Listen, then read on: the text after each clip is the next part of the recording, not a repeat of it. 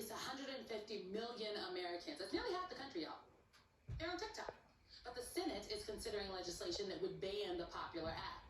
And the proposal already has the backing of the White House. And over in the House of Representatives, TikTok CEO faced tough questioning from the Committee on Energy and Commerce. He tried to address bipartisan concerns that the Chinese government can access Americans' personal data through TikTok's Beijing-based partner company, ByteDance. Listen to this. Has ByteDance spied on American citizens? I don't think that spying is the right way to describe it. Congressman, I have seen no evidence that the Chinese government has access to that data.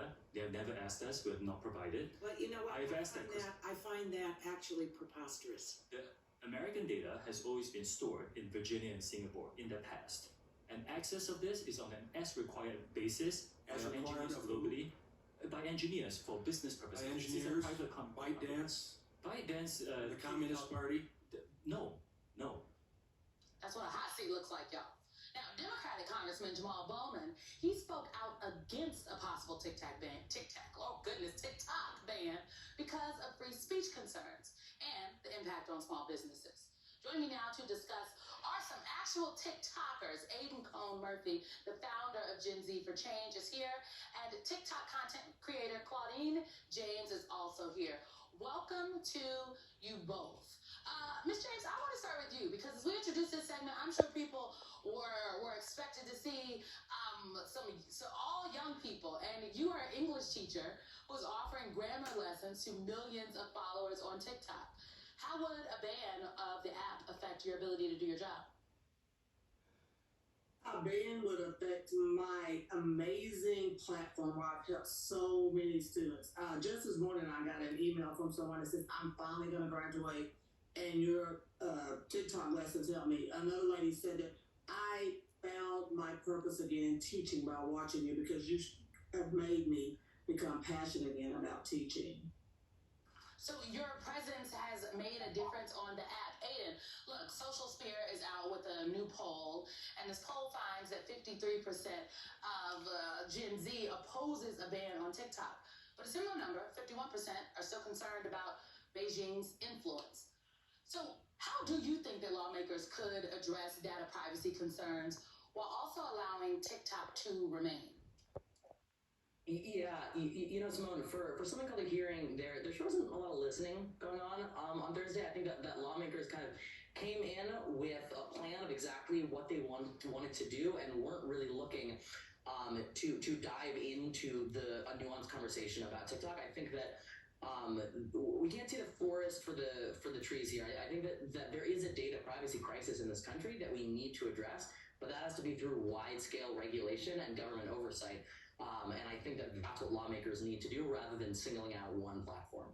I mean, it's so interesting because as I was watching the hearing, what some of the lawmakers were describing is exactly comparable to conduct that Facebook exhibits that we know of.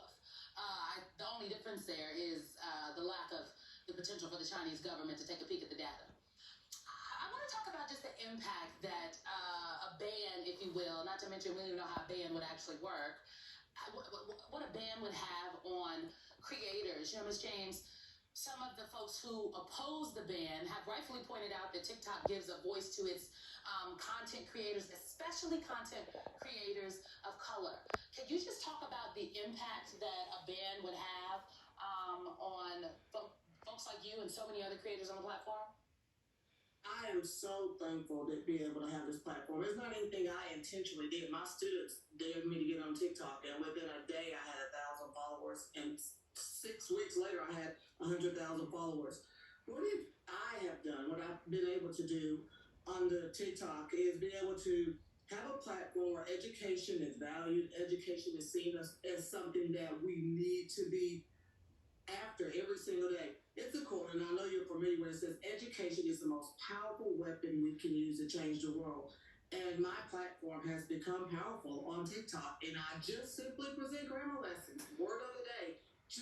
It's so PG. I mean, I had someone, when I was in the White House the other day, someone stopped me and said that he makes his 6-year-old daughter watch my videos. He said, she's going to be smart because of you. The range. Okay, Ms. James was at the White House, Aiden, you recently visited the Capitol, and you were there to voice your opposition to this potential TikTok ban. Who did you talk to? Like, which lawmakers, and how receptive were they to your message? I think to varying degrees. I think that Congressman Bowman had a really good understanding of exactly why we were there. We weren't there to defend TikTok as a company. There are absolutely meaningful reforms that need to be made to TikTok and other social media companies. What Congressman Bowman understood is that TikTok is a place where young people go for entertainment, for education, as we heard from Ms. James, for their news, for public. They are using it for a wide range of purposes and to understand themselves better. And I think that's what we're kind of losing sight of, is that banning TikTok would not just be affecting a corporation. It would be affecting the 150 million Americans that use TikTok. A very important number. We're going to continue this conversation on this program going forward. Aiden Cohn Murphy, Claudine James, thank you both.